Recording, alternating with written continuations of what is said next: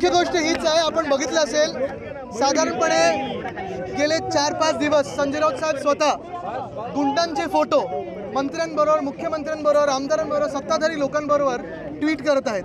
हे जर फोटो आपल्या माध्यमातून, प्रेसच्या माध्यमातून आम्हाला सर्वांना मिळत असतील तर हे सत्ताधारी पक्षाला तर मिळालंच पाहिजेत। आणि मग किती ही यंत्रणा गुंडांची तुम्ही पोलिसांच्या डोक्यावर बसवणार आणि महाराष्ट्राच्या डोक्यावर बसवणार।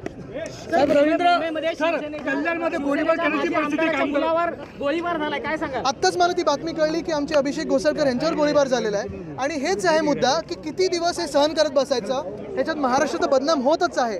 लोकांना आपण बघताय की भीती आहे ती दिसत आहे, पण महत्त्वाची गोष्ट हीच आहे की उद्योग जग देखील महाराष्ट्रात येणार नाही अशी परिस्थिती एकंदर बनत चाललेली आहे। महत्त्वाची गोष्ट परत मी सांगेन की हे गुंडाराज जो चालू आहे, जर हे सगळं आपल्याला माहिती असेल, आम्हाला माहिती असेल तर त्यांच्यावर कारवाई तर झालीच पाहिजे। मुख्य गोष्ट म्हणजे गँग लीडरच घटनाबाह्य मुख्यमंत्री म्हणून बसलेले आहेत आणि तिथेच मूळ महाराष्ट्राचा प्रॉब्लेम झालेला आहे, कारण ह्यांना सगळ्यांना वाचवत आहेत ते घटनाबाह्य मुख्यमंत्री।